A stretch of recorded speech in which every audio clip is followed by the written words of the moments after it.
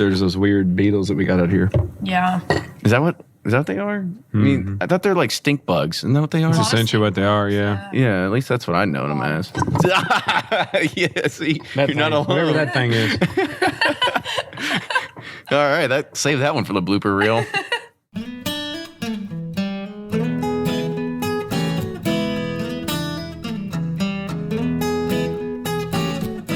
Welcome back. This is episode 199 of Bourbon Pursuit. I'm one of your hosts, Kenny. And to go through a little bit of the news, back on episode 186, we featured Pam Hyman of Michter's Distillery. Pam talked about her extensive history working in bourbon that began at the Booker Note plant. She's had a long tenured career and was named the Master Distiller of Michter's back in October of 2016. However, last week, Pam announced she is retiring from Michter's, and Dan McKee will be taking over as the new Master Distiller. We wish Pam all the best in her retirement, and you can look forward to hearing her one last time when we release her interview with Fred Minnick at the Kentucky Derby Museum's Legend Series. It might be the worst kept secret in history, and I think it even gets a mention in today's episode, but the fourth Wild Turkey Master's Keep release titled Cornerstone will likely be a 9-year-old rye according to the filings with the TTB. The label describes it as the Cornerstone as a Kentucky Straight Rye Whiskey, batch 0001, bottled at 109 proof, aged a minimum of 9 years, and approved by Eddie Russell. However, we all sort of knew this was coming for a while. Also kind of fun to note, if you go on a barrel pick at Wild Turkey, there's going to be a few rye barrels just for sampling fun. Just another reason to love those Russells. We've had both our guests back on the Russells family episode, which was 175. But this time, JoAnn and Bruce get to have a moment in the spotlight. Both know their Wild Turkey distillation and family history like the back of their hand.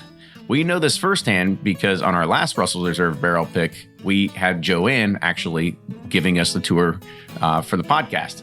And this show dives into their personalities because these two are very vibrant, they know what they're doing, and we discuss the effect of bringing fresh faces into the distillery and how they plan to keep some of these traditions that Mimi, as you'll understand here in a little bit, how it try to keep those alive. We've got about 150 bottles remaining from our 4 barrels of Pursuit series.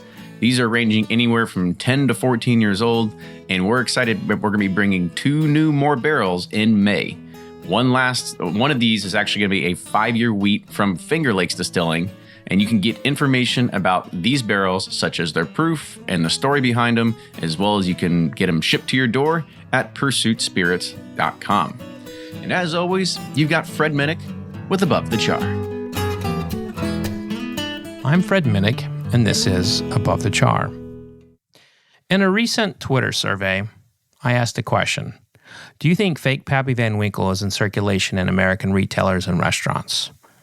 86% of the 861 voters said yes. Now, my followers tend to be a little bit more cynical and on the whiskey geek side, but think about this for a moment. Some of the most enthusiastic people in all of spirits, the American whiskey fan, the majority tend to think that there's fake Pappy Van Winkle in circulation. That means someone is going to be buying a fake bottle or pour of Pappy Van Winkle. Now, how is this possible?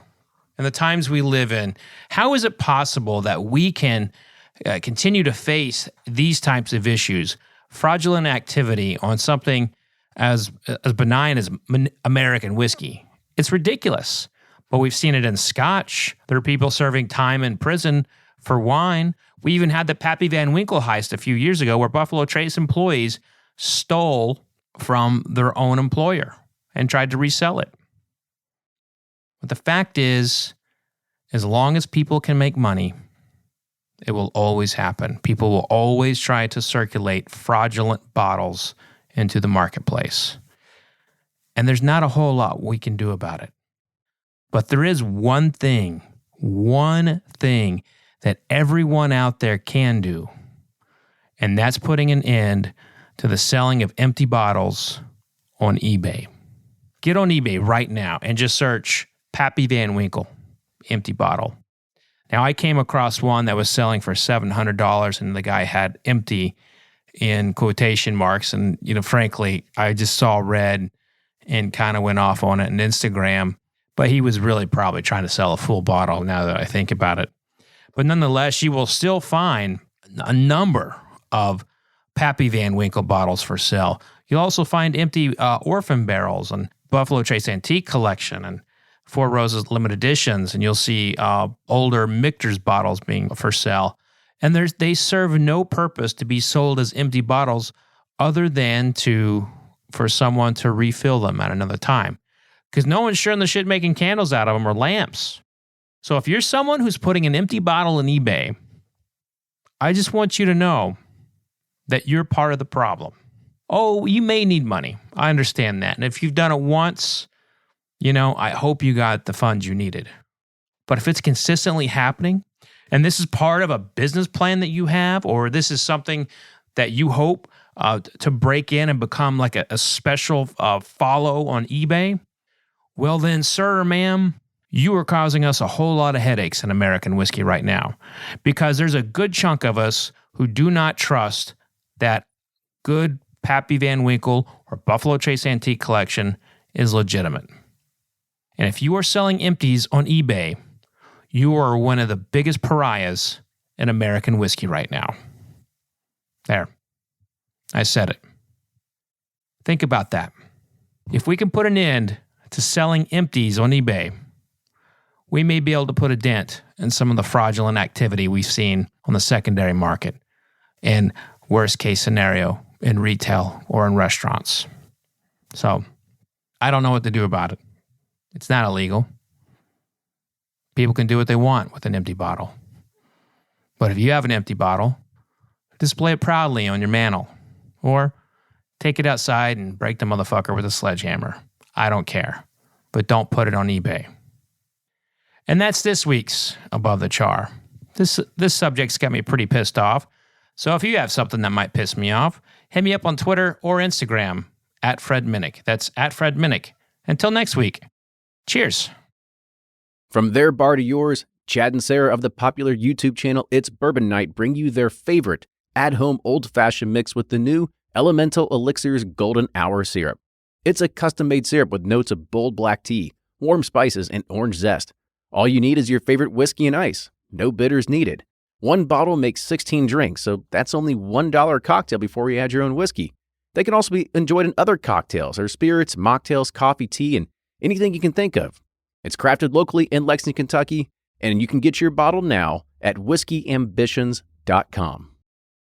Play Whiskey Wednesday, Round 11, the memory game. Until June 26, each week you could win one of our 12 incredible grand prizes. Select $2 at checkout. And if they match on drawing night, you'll win that bottle. Not a match? No worries. You still score a Weller 12-year. Every $5 ticket gives you 5 chances to win, including 4 weekly bonus prizes. Get your tickets now at give270.org. Charitable Gaming License ORG 0002703.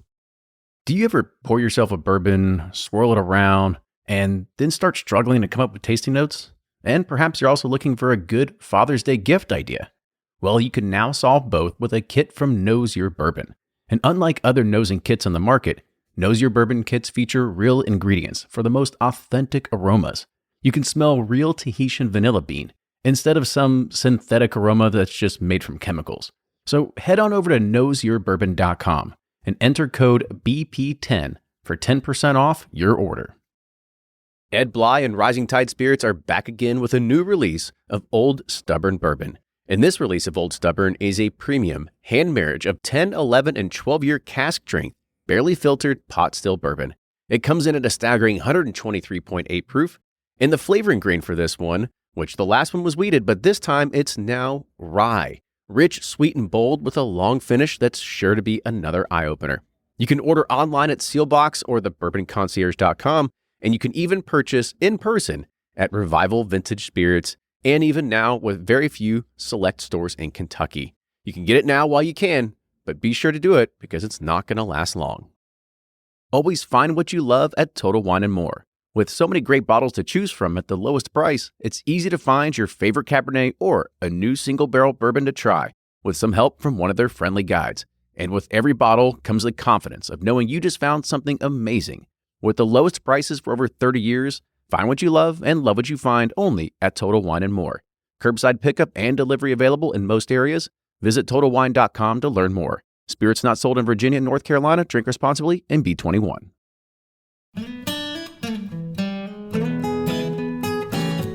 Welcome back to the episode of Bourbon Pursuit, the official podcast of Bourbon.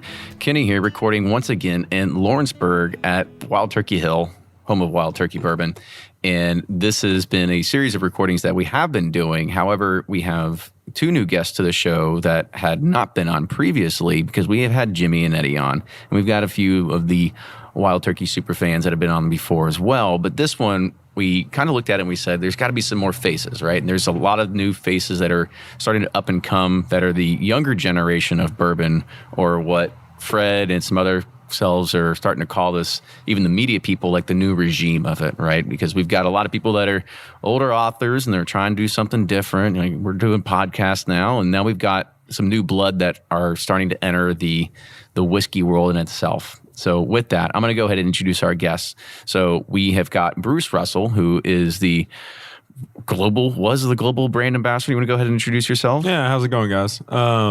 I was just the brand ambassador. There was just only ever one of us, so I was like all of them. Whatever there would be, I would do. But now they've got me transitioning to be more in the distillery, hopefully take over and do a lot of the same stuff that Dad and Jimmy did. So we'll talk about that one. Then we also have JoAnn. And JoAnn, is it Street? Am I saying the name correctly? Okay. Yeah, so I do a little bit of brand ambassador work, but I also help out in the visitor center with all the events and whatnot that go on kind of all over the place. So let's go ahead, and that's a good way to kind of kickstart it. So you're going in, doing a lot of like the events and stuff like that. Do you want to follow in any other footsteps to like get into the distillation, the warehouse, the actual jobs of what's actually happening inside of the distillery now? So for me, I have a little bit of a different story. Like, Bruce grew up coming to the distillery, whereas I grew up in Tennessee and then decided to move up to Kentucky. But right now I'm Congratulations, you made a great choice. Thank you. I think I'm liked a little bit more now in the Russell family because I moved up here. You don't wear like a bunch of orange around the house? Absolutely not. Okay, so you're not a volunteer. I went to the University of Kentucky. So oh, okay. Well, perfect. Die-hard Cats fan. But for me, I think I'm still trying to find my way in this industry. And right now I'm really enjoying the marketing aspect of the job and just really getting to interact with different bartenders and people who truly love what we do here. And it makes me more passionate and want to be better at my job as well. So for right now, I think let Bruce, Eddie, and Jimmy make all the good juice, and then I'll just be out there talking about it, sharing the Wild Turkey love. So you don't have any dreams or aspirations to want to do that? Maybe in the future, but right now I'm enjoying what I'm doing. Maybe like a summer internship, something like that, to learn the distilling operation? Yeah, we'll see. I think once Bruce gets here, I've learned a lot from him. We're kind of really good buddies, and definitely who I look up to the most. So I'm sure once he gets back here and kind of doing his thing, I'll probably be very intrigued in that as well. But I'm really enjoying what I'm doing right now. Good. So. Awesome. And so Bruce, we'll kick that over to you. So you live in Austin, Texas right now, correct? Kind of. Kind of? All right. So I haven't lived there much this year. So he's between homes. They've got me moving back for sure permanently here in Kentucky, January 1. It was actually supposed to be sometime this year, so my job's kind of in a transition phase where I've really probably spent the most time here in Lawrenceburg at the distillery this year, as opposed to 300 days on the road last year, but I'm still doing a little bit of the ambassador work. We've hired somebody to take over as a national level ambassador, but I guess they treat everybody a little bit nicer than us. Mm-hmm. So they didn't make him travel. Yeah, they didn't make him travel 315 days. So he only has the West Coast. So I'm filling in a little bit on the East Coast. JoAnn's filling a little bit on the East Coast in some of the smaller markets. So you guys are starting to understand what it's like to live in the Delta Sky Lounge. Exactly, yeah. And we are Delta through and through. Me, Dad, Jimmy, I think all of us are. Yeah, we've talked about it to an extent, at least with Eddie, because I was a Delta person at one point when I was traveling. So we talked about sky lounges and sort of how you get used to Atlanta. Which always confused me why they weren't Southwest. With Wild Turkey's a Southwest. Yeah, and Jimmy was buddies with Herb, and I think that's kind of how that Wild Turkey thing got started. But now everybody's We're getting swarmed by bugs out here, by the way. So if you see us on camera and we're dodging and weaving, it's because there's just bugs just flying everywhere. And we are recording outside. So if you hear trucks going on in the background, it's because of the limestone quarry that they are just trucking stuff in and out of. You know, it was funny. We were actually recording another episode and trying to figure out, where Bruce was going to start coming into here because Eddie actually was part of the union when he started coming in here, and Jimmy was sort of laughing a little bit because he made him do that. Now, are they going to make you start joining the union too and sort of work your ranks up? Or do you think you've figured out a shortcut? No, and it's a cute story now, but it wasn't as cute back in the day. There's some real animosity between them about how Dad got started. I don't even think that Mimi originally wanted Dad to work here. Now they work well together and we make amazing whiskey. But I won't have to do the exact same thing Dad did because Dad was kind of forced to go to the union without a college degree. And I'm coming in with a little bit of background in the job and with a degree and some chemistry under my belt and stuff, and been doing the apprenticeship. So I would assume that I'm going to have to do the same type of things, but I probably won't be a union employee. I'll probably be a Campari employee, but their plan is to get me as soon as possible into the warehouse. And one thing we did forget to mention is, so you are Eddie's son. Oh, yeah. Right? So we forgot to talk about the family lineage at some point. So, Jimmy Russell, Mimi is what we call him, me and JoAnn, is our grandfather. Eddie, the current master distiller, is my father. And then he is JoAnn's uncle. But as far as Wild Turkey is concerned, Mimi was not the first one to work here. Mm-hmm. My grandmother worked here before he did, and was basically the reason he got a job here. And then his father had worked here even before my grandmother did. And as far as I know, his grandfather was maybe the first person to work in the distillery here in Lawrenceburg or in Anderson County, and he worked at the old Joe plant, which I believe was the precursor to what eventually became Four Roses. Mm-hmm. So talk about your side. Like, did you look at coming into this as saying, like, I just need a job, guys. Like, can we have some fun here? Or did you have this aspiration of wanting to be a part into the family business? Yeah, so growing up, I always went to different events that they threw like outside of the distillery, whether it be Bourbon Festival or like the National Wild Turkey Federation down in Nashville. And I've always kind of had interest in it. But when I turned 21, I started out giving tours at the visitor center, just kind of working there as a summer job. And the longer I was there, the more passionate I got about it. And when you really get here and you see what Jimmy and Eddie do here and then what Bruce has done the past few years, you just you love it. You can't get out of it. It's addicting. And when you see that passion, you don't want to do anything else. Hey, you use that word passion a lot, right? Mm-hmm. About what you see inside the family. Yeah. So are you looking at making this a lifelong career at Wild Turkey, or are you looking this as like, this is gonna be fun? No, I'd love to work here. And it's not just the family, it's the people. A lot of our employees have been here for a very long time, and I think that says a lot to our company and who we are as a brand, that it's not just Jimmy and Eddie that have been here forever. We've got people that have worked here 20, 30, 40, 50 years. So you're saying there's other people we should have on the podcast too besides Jimmy and Eddie? If you want to. No, because they'll tell you the real truth. Yeah. Mimi don't like that. Yeah. So, yeah. So another question for you while we're talking on JoAnn here. Kind of talk about what it is being, we'll talk about being sort of a younger generation here in a second, but being female, because right now you have a lot of females that are starting to make their presence. You've got Fawn Weaver of Uncle Nearest. You've got Marianne Eves of Castle and Key. You've got the Bourbon Women's Society that's starting to grow on hundreds of members now. So do you see this as like a great push for involvement of women into whiskey too? Absolutely. And I've got to be a part of Women in Whiskeys a lot. So their Instagram page, they've got a ton of followers, but also just the support. Because I'm sure, like Jimmy said, back in the day, it really was a gentleman's drink and not so much anymore. And he likes saying that, I think. I think he does too. Yeah, he got this little like winkle in his eye. He's like, yeah, he's just it's a man. Maybe it's the good old days. I don't know what he's thinking. But it's awesome. It's a great time to be in the industry. It's booming right now. And it's not just whether it be brand ambassador work, but bartenders and just industry in general is growing insanely right now. And I'm just thankful to be a part of it. Mm-hmm. So let's talk about sort of new blood, right? Like what it means to be new blood in here. Do you think that this is, because Jimmy had said it before, right? It's an old man's drink. It was something that was just kind of just pretty stagnant for a while. Do you see as a new regime or new blood coming in that's kind of reinvigorating this market? Absolutely. I would definitely say so. And it's everywhere. And I don't think it's just in bourbon or whiskey. I think it's in all of the industry, whether it be the beer or the vodka or the gin. I think it's everywhere. Everybody's kind of coming together and realizing women have a pretty powerful role in this industry, and it's just exciting to be a part of it. And Bruce, what about you? Because, you're going to be, I guess, going head to head with, say, Freddie No here in a few years, right? I hope not head to head. He's bigger than me. He'll knock me out. I love Freddie. I love that family. There's very little competition. I don't even consider me and Freddie the new regime. That is not new regime. He's just trying to do what his granddaddy did. He's just trying to make Booker proud, really. And that's kind of what I'm doing, just trying to make Jimmy proud. So I think you'll probably see some more old school stuff from us than you will maybe our peers as far as age is concerned. This new wave of distiller, this new wave of industry person is really exciting for the most part. Now, here in Kentucky, I don't think we have as big of a problem as you see in other places.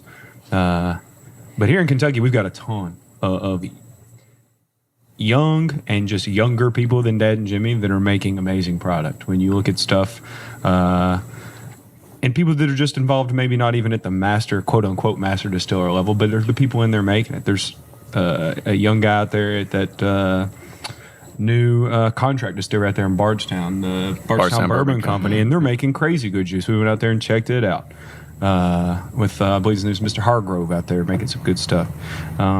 Drew over there at Willett's doing some crazy cool stuff. Marianne over there at Castle and Keys doing some crazy cool stuff. There's this group of people, especially here in Kentucky. The folks over at Angel's Envy are doing some really cool stuff. And that younger generation I'm really excited to see, because all these people are either from here and had family involved, or they're doing it in a way that I think you can be proud of. But I will say that there is some bad that's come from... Oh, here we go. Go with the dirt. It's not dirt, but I do think that there is something about every 25 to 35-year-old person with a chemistry degree distilling aspirations now, like we talked about before, calls himself a master distiller and finds 7 angel investors to build him a distillery, and they're buying juice that they don't want to really talk about and be honest about. Like, there's a good side and a bad side, not only to the younger influence and kind of influx into our industry, but also there's money to be made now. And for most of Jimmy and Dad's career, there was no money to be made. So the people doing it were people that loved it. And now, you see a little bit of both.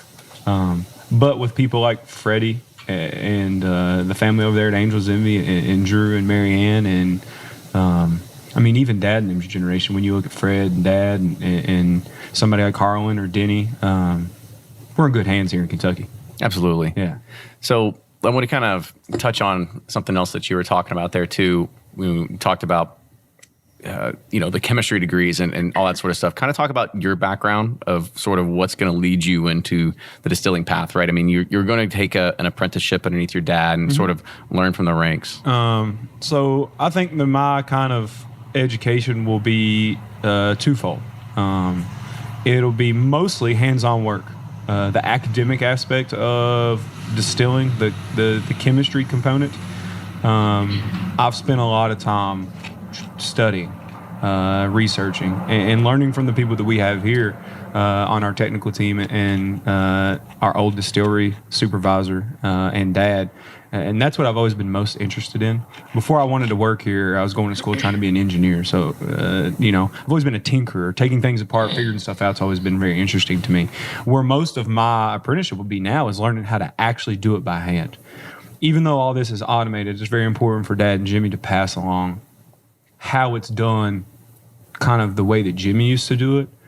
That way I know, when this shit breaks, or when this shit isn't going right, and a distillery does not run correctly almost ever. Anytime you go to the distillery and they're like, everything's running great, that's usually not the case. Something's always wrong. And I need to know why. Because that's where a master distiller really comes in to play now. And some people, I guess, are just figureheads. But a lot of these guys, whether the consumer base knows or not, are in there working. But a master distiller isn't stirring pots anymore. He's not hand crushing grain, or, he's not sitting on top of a 200-degree still and having to take proofs and temperatures like Jimmy would. It's all automated now. Right. Where a master distiller really comes in handy is how to remedy something that's going wrong or how to make something maybe even better in that automated process. And that's the stuff you've got to learn. You only learn that by being here. Jimmy can go in and smell the fermentation and say, you left that sitting there too long, starting to smell spicy. Mm-hmm. Well, until I was here for a decade and trying to actually listen and learn, I had no clue what that meant. But now when you go in, you smell it, and you can tell, we've had secondary fermentation come in. It kind of smells like vinegar. It's spicy. It's peppery. And it's stuff like that. You just have to kind of be here and pick up. That for some reason, Jimmy and Dad don't teach you. They just figure, you'll listen, you'll learn, Yeah. It's kind of figure it out in due time. It's experience, yeah. And you're going to figure out the hard way. I don't know if I'll ever make whiskey as good as Jimmy did in his prime. I know I'm biased because he's my grandfather, but when you try that turkey that he was making, when cost was not a factor, when he was probably losing money, hemorrhaging money probably, by making whiskey the way he did, man, that stuff in the 70s and 80s and early 90s, that stuff is incredible. Right. And so my goal at the end of my apprenticeship is just to make something that's half that good. If I could make something that's got a little bit of that old school wild turkey funk, because we got away from it for a while. There's this weird time in the 2000s where our stuff is a little bit inconsistent. It doesn't have that same kind of wild turkey overall flavor. Mm-hmm. It's not as complex. It's not as flavorful. It doesn't have that deep funk that some of that other stuff had. But now we're getting, I think, back to that. Yeah. When you taste some of these limited editions, like the Russell's limited editions, or like that Decades, or you taste some of these single barrels that people come and buy. That's some of the best stuff we've ever made in the history of our distillery. And so I'm excited about getting to learn how to do it, but also trying to do that same stuff that Jimmy always did. Yeah, that was actually one thing that I had asked your dad when we started looking at the growth of the brand, how everything is pretty much, that's not running at full bore, right? It's at about 3/4 capacity, something like that at the current time. So there's going to be a day when age and stock is going to be there, right? And you can be able to say, I'll go fill a few barrels with 107, right? Because you can do a run and I'll just go fill 600 barrels. And then, then maybe you'll be able to look at having those releases where they are reminiscent of those old days. And it could be 8-year Wild Turkey 101, going into the barrel at 107, and it might be able to pick up some of that old. So here's something funk. I'll tell you, and really I'm trying to tell your listeners, is that if you all want to see stuff like that, even if we have, so here's how it kind of works with us, is even if we do have backstock to be able to do that thing, we have to not necessarily get permission, but you got to convince your overlords. Exactly. There needs to be a kind of a program and a plan involved, and they really want to see that it's going to be worth their time, even if it's not sold. It needs to generate something. And so one thing that I like to tell bartenders, but it goes the same for people that would be listening to this, somebody that's an enthusiast or considers himself a bourbon geek or bourbon nerd or a collector.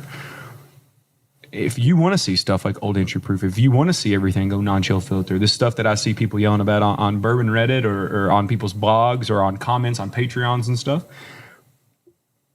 not only yell online, use your purchasing power. Purchase the stuff like that. Tell people when you're at tastings or at these events, hey, I would really like to see some Wild Turkey from 107, because that's what matters. You never know. You could be talking to the right marketing person at the right time, and all of a sudden, because this has happened with us, I heard from this guy that we would really like this kind of thing. It's like, we've been trying to tell you that for 15 years, but the one right consumer at the one right time with one right place can get something like that through. So we want to do all this kind of stuff, like 107 Entry Proof. We want to go back to making, maybe some even smaller batches than we're doing that are high proof, maybe non-chill filter, barrel proof, maybe something like the Kentucky Donut Legend series. There you go. But to be able to do that, we need you guys too. There you go. Yeah. So there's a call to action for all the listeners out there. Yeah, you all help us a lot when you all fight for the old school style whiskey that we want to make for sure. There you go. So one of the things that we didn't ask when we started this, because typically when we have somebody, we don't really need to do it with Jimmy and Eddie because it's Jimmy and Eddie, but with you all, and it's typically what we ask all our guests, is kind of like, well, how did you get into bourbon? Like, do you remember that first time that you either consumed it, or was it something that, I'm sure possibly you coming here and actually just having to go to, do they have a daycare here? Did you have to come to daycare at the distillery? The daycare for me, I think, was called like Keith James. It was a guy that worked under Dad that I always used to try to hang out with when I was a kid. And I think he knew. I got you a bug again. I think that Keith knew if he had basically the boss's grandkid with him, that he could do whatever he wanted at work. So we used to hang out. No daycare. But if you want to go ahead first on the whiskey thing. I mean, for me, I guess definitely in the past few years, my interest in it, my love for it's grown a lot, and just getting very fortunate to taste a lot of different things, especially a lot of our old school stuff like Bruce was talking about earlier, the stuff that Jimmy was making in the 70s and the 80s is some of my favorite stuff. And personally for me, like Russell's 98 is one of probably my favorite product that we've ever made here before. I just tend to like that sweeter, that vanilla, that caramel in those bourbons that we make here. So for me, I'm a big Russell's advocate, and the whole entire line I really enjoy. So I would say when I was 12, and I know that's probably not what comparing them want to hear. Yeah, it's all right. So 21, We're all about being authentic. But when I was 12, around then, I might have been 13. My brother was 9 or 10. Dad took us and gave us some whiskey, and who you all probably know as Dad and Jimmy is not really who they are at home. They're very stereotypical Southern patriarchs of families, stern, don't speak, disciplinarians, tough on you. And Dad at home does not speak. He hadn't spoken to me probably 4 times my whole life, except for maybe good game or bad game when I was a kid. Man, a lot. There seems to be a consistent generational thing between the fathers in these families. 'Cause I'm the kind of the gregarious one, so I'll just force everybody to talk to me even if they don't want to. Bruce could talk to a brick wall. yeah. But whenever I was about that age, Dad took me and Jacob aside. It's my younger brother's name, and took probably 30 or 45 minutes to explain to us the importance of the product and kind of like his involvement in it. And you could tell he was very proud about a thing that I'd never seen him. He had never been proud about anything like that before in his life, except maybe my mom. Like that's the kind of look he had on his face. And that's when I knew, me and my brother both did. Now, he never got into this. And at that time, I didn't want to do this. But I knew this is special. Because Dad doesn't really care about anything besides us, his dogs, and maybe hunting and fishing. But he really cared about that whiskey. And I knew, like, oh, this is cool. Because before then, all I knew is Jimmy's everybody's boss, Mimi, because he had a big old office. And Dad is not anybody's boss because he did not. Yeah. He was just the normal. He smelled like everybody else smelled. He smelled like sweat and motor oil and like aging whiskey. It's the best smell in the world when I was a kid. Kind of smells like when you drive up to the distillery, what it smelled like. But he was a normal worker. So I didn't even know him probably until I was about 15 or 16 that like Jimmy was different. He wasn't just like an employee. You know what I mean? Yeah. But even at 12, I knew whatever this was, it matters because it matters to Dad. So what was that turning point for you, whether it was a few years ago that you said, yeah, sure, I can get into the family business? Because it sounded like you were like... Same thing happened to me that happened to Dad that happened to JoAnn. Jimmy was forced into his job by my grandmother, but we all took summer jobs. Dad did not start off wanting to work here. He was playing football at Western. He hitchhiked up here because he didn't have a car back then. Granny made him get a job at the distillery, a summer job. He just never left. Same thing happened to me. Basically, the same thing happened to JoAnn. Whenever I was 21, I got a job here giving tours.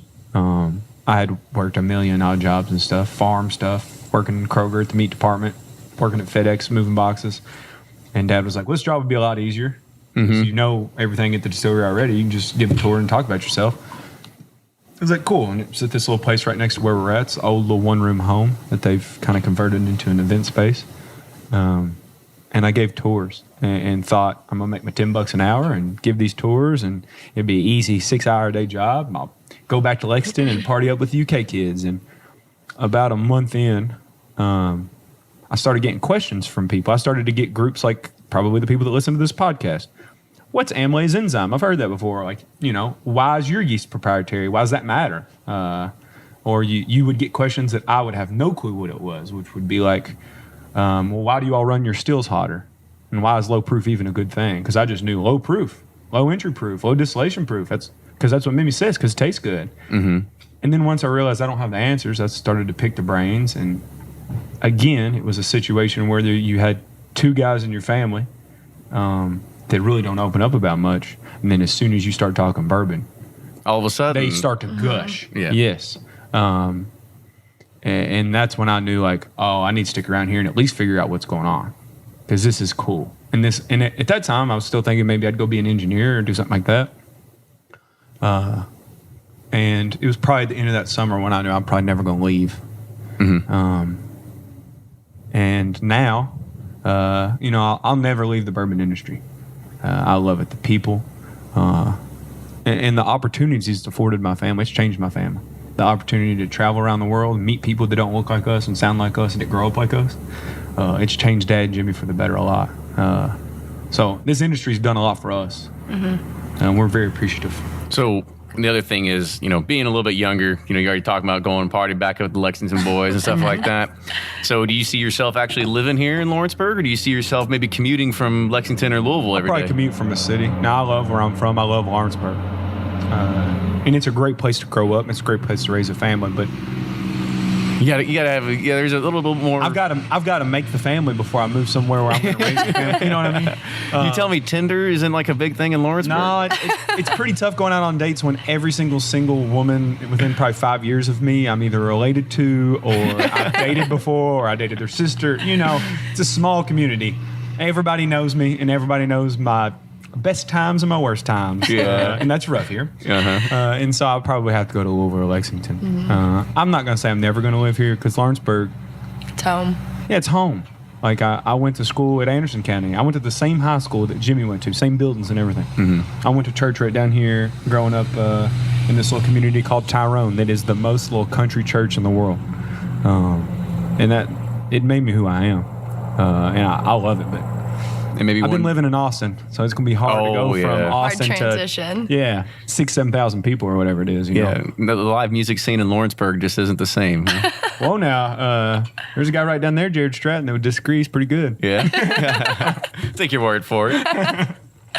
So who knows? You could be here long enough and they'll get your own scooter down there.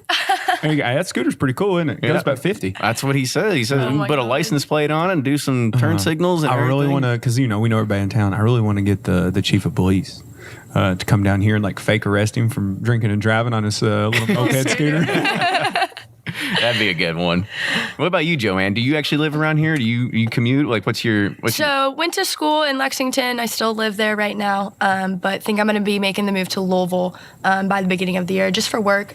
Bigger market. As you know, Lexington's, it's not super big, definitely a college town, but there's only so much you can do there. So I'm excited to make the move to Louisville, get to a little bit bigger of a city, because I did grow up in Nashville. I grew up in a small town about 20 minutes south of Nashville, so much bigger than Lawrenceburg is. I was about to say, it was like if they gave you an ultimatum, be like, you got to move to Lawrenceburg, what would you say? I would do it, absolutely. I mean, Granny Joe and Mimi live here. I get free breakfast every Saturday at 9 a.m. I hope they don't force her to, though, because then she'd be complaining to me. Be like, I'm spending the night at your house. I got to get out of here. Got to get out of here.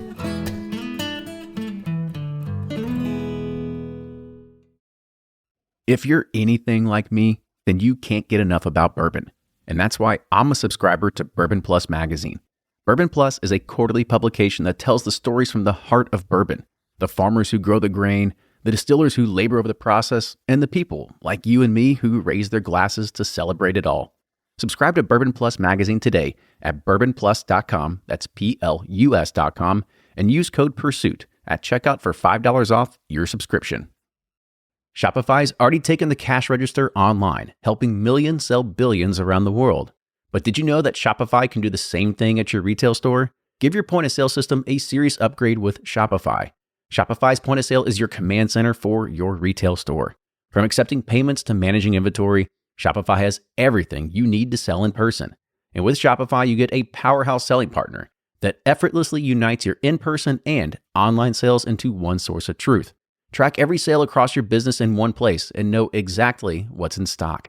Connect with customers in-line and online.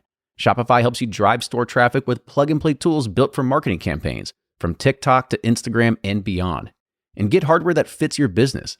Take payments by smartphone. Transform your tablet into a point-of-sale system, or use Shopify's point-of-sale Go mobile device for a battle-tested solution. Plus, Shopify's award-winning 24/7 help is there to support your success every step of the way. Do retail right with Shopify.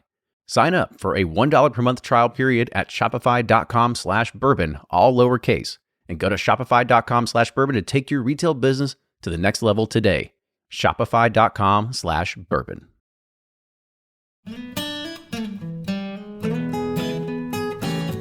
I want to kind of just kind of take it back, talk a little bit more about the whiskey, right? Because both of you are ambassadors. You both know it inside and out. So kind of, because this is every show is going to feature a little bit different kind of angle on the Wild Turkey story. And since you guys know the product sets really well, let's just go through them just kind of real quickly to give our listeners kind of a different understanding that they wouldn't necessarily get from Eddie or Jimmy when we're talking stories, right? Yeah. So let's start at the 81 and 101 and kind of like give us the typical spiel that you would usually do when you're out ambassadoring is the word we are trying to So coin. I'll do 81, you do 101. Because I think 81's a little bit more difficult. A little bit different, yeah. So 81 is was not the original, 101 is. So it's kind of a take on that came out under the Pernod, I believe, regime when they were our parent company. And they had decided that they wanted to have a competitor for the 80 proof set. And like most 80 proofs, surprise, surprise to no one that's listening to this, are 4 and 5 years old. And they had chosen to go down that same route. And so for a very long time, we had an 80 proof Wild Turkey that was, and when people say 4 and 5 years old, hopefully everybody knows that means it's probably all 4 years old, and every now and then a 5 might squeeze in, and so it wasn't the best whiskey. And for a long time, and I've heard on this podcast, so I'm sure you're aware that it's very hard to get Jimmy to say anything bad about anything that's ever happened at the distillery. He's a very proud. Good company man, very proud, very positive. Yeah. And he just doesn't want to hurt anybody's feelings. Now, if you get him along sometimes, he'll say what he thinks, but he did not like that 80 proof. Never did. And now he admits it. And I think by the end of the 80, he used to tell people kind of like wink, wink, why would you drink the 80 if you could get the 101? Mm-hmm. Because not only was it a 4-year-old product, but it was proof down. It's just not what he liked. But then after Campari bought us, and I think it's one of the smartest things they've done, they realized that we didn't care for the product, and that's probably a big reason why it didn't sell. Because when your two main faces of the company, they're on the road, Dad and Jimmy, when people ask them to drink the 80 proof and they refuse outright and go to something else, that tells you a lot. And so they decided, let's change it. And it's one of the few things that they gave Dad almost full reign on. And he said, well, I don't think that it's a problem that we have a proof down thing. I just think the whiskey's not good. And so we changed the product, and what you see now is 81 is no longer any 4 or 5. It's now going to be 6, 7, and 8-year-old blend. Average age right around 6.5 years. And what he wanted an 80 proof product that's going to stand up in a cocktail. That's one of the reasons why I think 101 is so industry friendly. Is it's 101 proof, and we're known for having a big kind of in your face flavor, and it stands up. If you add sweetener, you add modifiers, you're going to still taste the whiskey or the rye. It wasn't the case for our 80 proof, and I think 81 is just it's night and day better. And I've seen all the reviews come out that have compared the old 80 to the 81. 81 just kicks its tail. That's one of the few things that was kind of in that Jimmy era that I didn't think was a very good product, but I know it wasn't up to him to make it. So what you have now is that blend of 6, 7, and 8, right at 81 proof. It is a large batch, so both 101, American Honey, these products, they're right around 1,500 barrels mingled together for that one batch, as opposed to like 150 or less on those small batches. And what we're looking for is kind of the classic Wild Turkey flavor profile, but a little bit lighter, a little bit, brighter, and like a little bit more crisp, maybe fruity almost is the way I would describe it. I think it's a lot less of that kind of caramel, vanilla, and a lot more like honey, fruit. It's kind of a lighter thing. It is a different blend than the 101. I think that's something that consumers don't know. It's not the same blend. It's not the same age. They're completely different batches. 101 is older. JoAnn will talk about that. And we do want 81 to have a different kind of flavor profile. Are you doing that for a particular market? Because, talking about a bourbon aficionado, somebody that's semi-educated. Yeah. Do you really think that they're going to go for the 81, or they should probably... Maybe not, but if everybody was a bourbon aficionado, the only thing we would make was Master's Keeps. You know what I mean? Like, that's not what everybody needs. Everybody likes different stuff. I'm not an expert in wine at all. I can't even really say wine that well. But when I drink my bottle of... Sauvignon. Yeah, whenever I drink my bottle of $2 Chuck or whatever it is, I'm as happy as a lark. Yeah. Just like I'm sure whoever enjoys like the 81, that's their go-to drink, they're enjoying it. It's for maybe a more of a beginning consumer. It's for somebody that wants something low proof or something a little bit more sessionable. or for a bar, because there's a lot of bars that want Wild Turkey as their base product. But 101 and 101 Rye are not inexpensive, especially for well or rail products. So if you go to a bar and they have 101 or 101 Rye as their bourbon and Coke order or whatever, that's a good bar that's spending a lot of money on their product. Most people don't want that. They want something a little bit less expensive. 81's for that kind of bar too. But we have seen a pretty big growth on the off-prem too, which is exciting because, like you were talking about, a lot of the consumers that are going to be on this are going to be listening to this are going to want more probably rare breed, spirit, private barrels, the limited stuff. Nailed it. Yeah. But we've got those consumers. Like, they're already on our side, and we make stuff specifically for them. So it's really fun to see when you walk into a liquor store and there's somebody that's like looking through, what bourbon should I get? Oh, Wild Turkey. Well, now 81's not 81 anymore. It's Wild Turkey bourbon. So that's what they're going for. And I think if you try that, it does give you a kind of a good representation of what Wild Turkey can be. 101, and when you get up to rare breed or like a Russell's 2002, it just continues to be, I think, even more and more quote unquote Wild Turkey.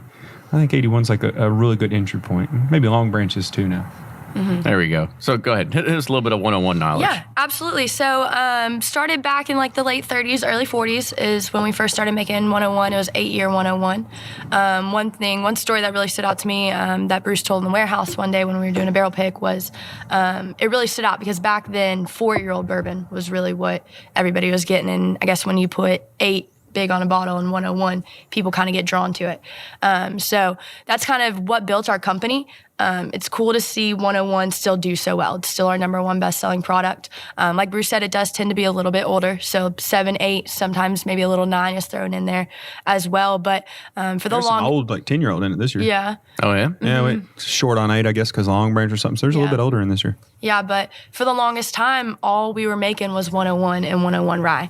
And one of the coolest stories that I've come to know is that without the bartending industry, without off-prem, on-prem, we would just still be 101 and 101 Rye. We would not have Russells, we wouldn't have Kentucky Spirit, we wouldn't have Rare Breed, because that's not what the market wanted back in the day.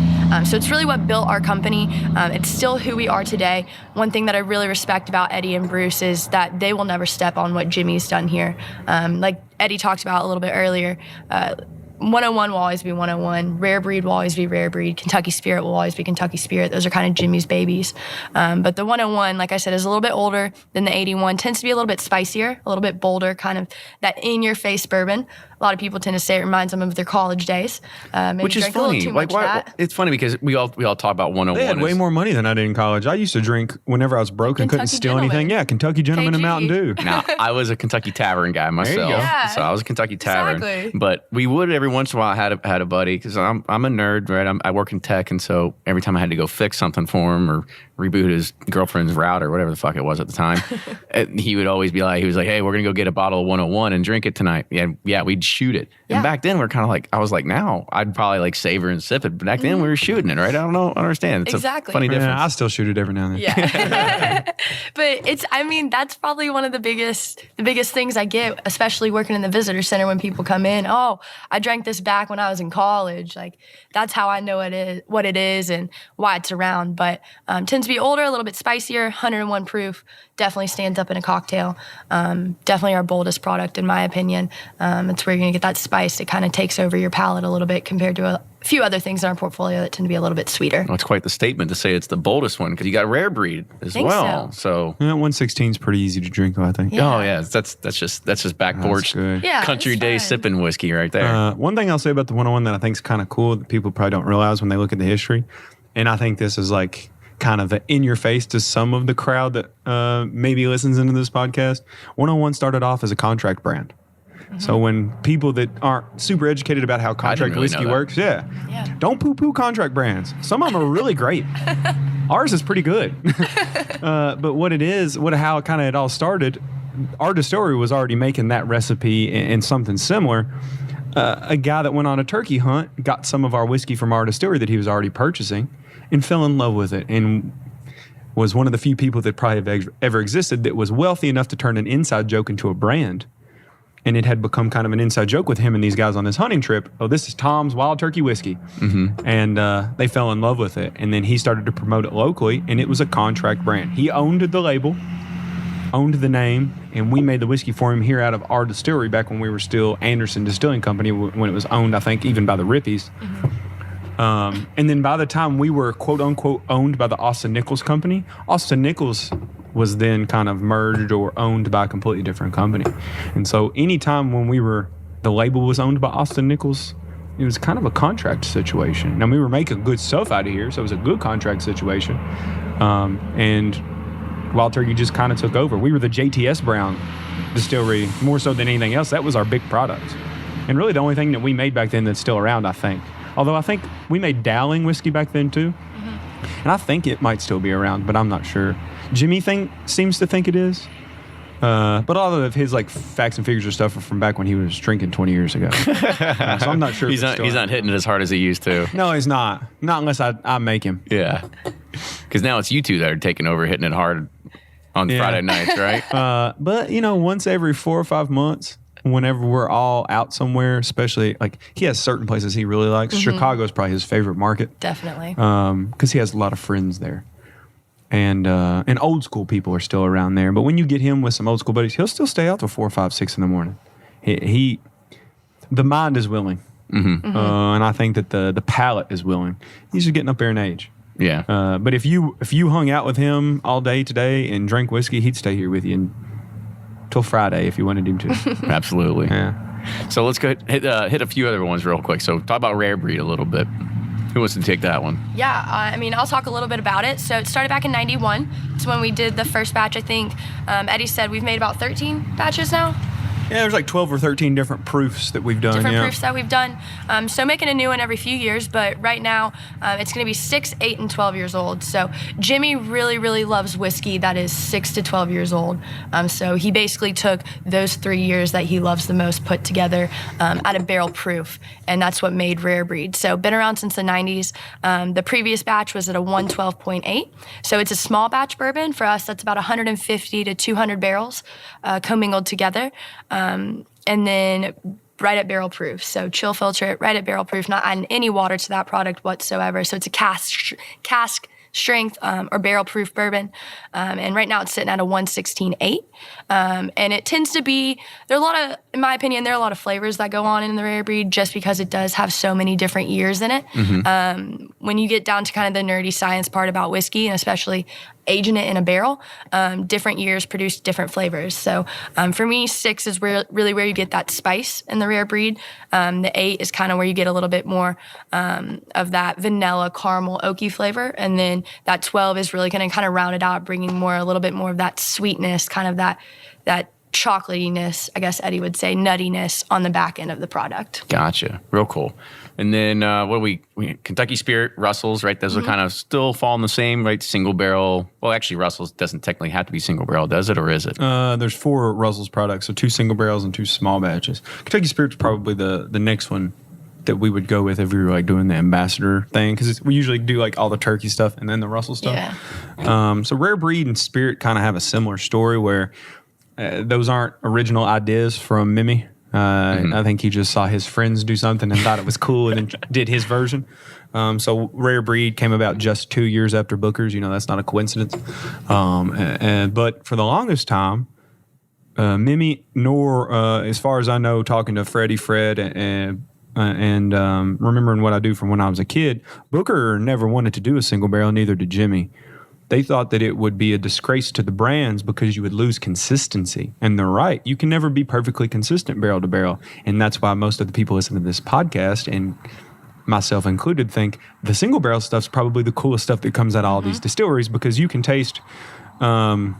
every day it's something different. You could taste a barrel that Fred Minnick picked out, or you could taste a barrel that, like I was just up in New York with the Beastmasters guys or whatever, or you taste one that an ABC store picks out. They're all going to be so wildly different. Some super weird and funky, some just like retail, some super light. And he hated that and still doesn't completely get behind it because the consistency bothers him so bad. And so it took him forever. So Booker's 89, Rare Breed 91. Well, Blanton's came out in 84. It took him 10 years to finally admit, hey, this Blanton stuff's pretty cool. Maybe we should do our version. And so he kind of wanted to do the same thing Elmer did. Elmer wanted to basically make the best version of that ancient age juice he could. And Jimmy wanted to go about making the best version of 101 he could. And I still tell people that's the only way you're getting kind of the OG, the original 101. Because Kentucky Spirit in that retail is always going to be at least 8 years old. 101 in the bottle is not anymore unless you're getting it from Japan. So if you want that old school, at least 8-year-old 101 proof kind of flavor profile, I think Spirit's the way to go. It's probably the least talked about, least fanned over, most forgotten about product that we have on our line. Now that the Russell single barrels have come out, and a lot of people have gone to those for the private barrel program, and with rare breed being so good lately, I really think people should give Spirit a chance if they haven't had it in a while. It's a delicious product, and when you find that right barrel, it might be the best thing we make. That stuff is so good. And I know some people get caught up in Russell's is 110 and it's 101. Sometimes water helps.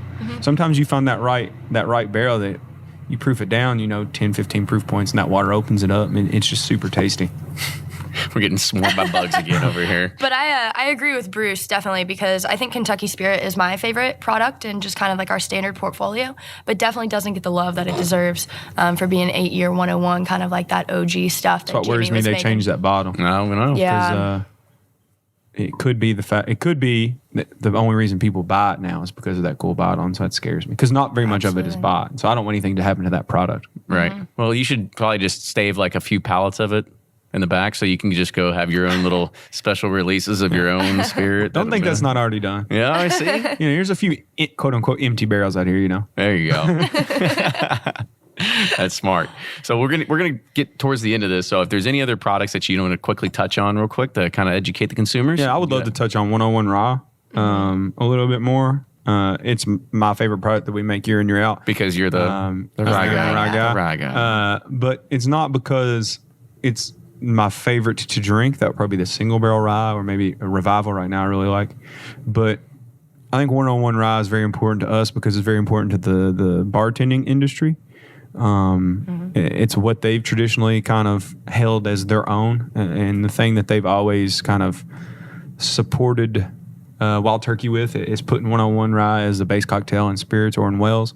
And it only exists today in its current form because of a bartender. And I think this is a good story to tell your listeners, whether they work in the industry or they're enthusiasts or they run their own blogs or podcasts or whatever, that you all matter. The people that enjoy our product and people that are passionate about our product, they matter to us.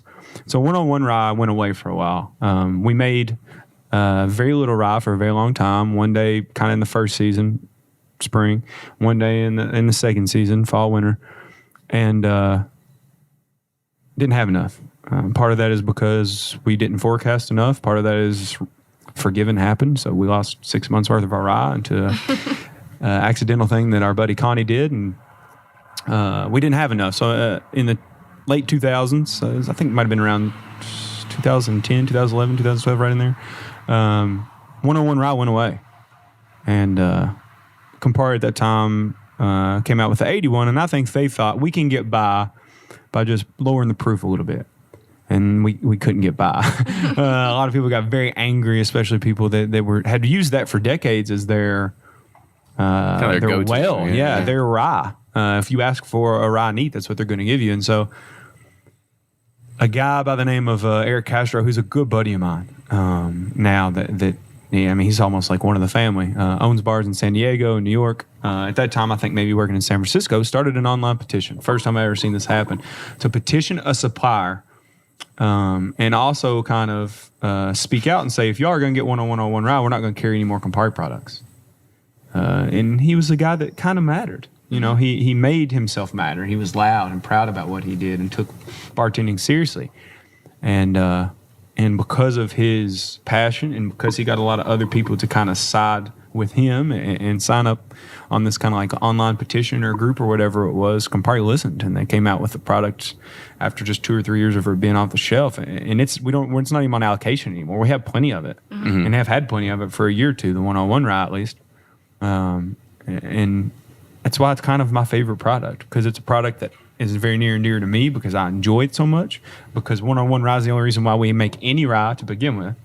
Because it's the thing that kind of makes money on the rye side, but also because it's a good example of what a person that can be passionate can, like, what they can do, what they can get done. You had a question from Dave Jennings earlier, Rarebird. It's another good example. Like, this dude just made his hobby into almost like a full-time job, even though he has another job. Like, we talk about him in the company when we're doing meetings and stuff. Like, did you see that thing he said? Or did you see that timeline that he did? Like, Party's like, is this right? Can we use this? And so, like... Should we pay him? Exactly, yeah. Really, though. He's doing a better job than a lot of people we paid to do that kind of stuff. And, like, even if it's not Wild Turkey, if you're listening into this, you're passionate about whiskey, about bourbon. If you're a Buffalo Trace fan or a Jim Beam stan, or you only liked 400-year-old family estate of Willett, that's cool. Be passionate about that, almost to an obnoxious level, and kind of good things happen. Because we like that. We like when somebody shows up and gets that, that look I was talking about earlier that Dad and Jimmy have on their face when they're passionate about something, like when Dad was talking about that whiskey. That's the kind of look that makes me excited when somebody comes in and Dad's like, I got something that we haven't even put out yet for you to try. And you see that guy's eyes light up. And, you think Dad had hung the moon at that point. That's the best part of this job, is see people get excited about what we do. Absolutely. Well, I'm going to go ahead and end on that note, because this is going to be one that we're never going to forget, because we're all going to walk away with mosquito bites after this. So, You got that right. So I want to kind of quickly wrap it up. If there's any way that people want to get in contact with you, social media, go ahead and let them know so they can find you. Twitter, So, Instagram. I'm JoAnn Street. It's pretty basic on all social media aspects. You said it yourself. You So- called yourself basic. There you go. I'm bugged. That was karma right there. My Instagram is Russell's Rye Guy. I don't use social media very much. And I think my Twitter is Bruce Russell 101. I'm on Reddit too. You'll see me like pop around on Bourbon Reddit every now and then. But I can be reached at any of those social media outlets. And if you want to know anything, if you want to reach out and come take a tour or come pick out barrels, or you just want to know what actually goes on and whether or not what you've heard is true, reach out. We're very open and honest, and we'll try to answer you as quickly as possible. Inside Secrets with Bruce Russell. Yeah. So I want to say thank you all again for coming on the show. Make sure you follow them on social media. Make sure you follow us as well, Bourbon Pursuit, on Instagram, Facebook, and Twitter. And if you do like what you hear, you want to keep this show going and bring on always new and interesting guests, go ahead and subscribe and support us on Patreon, patreon.com/Bourbon Pursuit. And if you have any more show suggestions, people would like to see, send us an email, team@bourbonpursuit.com. With that, you two, thank you again for joining us. It's been a pleasure. And hopefully we'll do this again. Maybe, we'll have to do a catch up at some point, right? Because your dad and Jimmy were both on Mimi. I'll call him Mimi too. They were back on episode 70, 76, something like that. And now we're hundreds of episodes past that. So it's gonna be good to kind of catch up with you all soon. So with that, thank you again, and we'll see you all next week.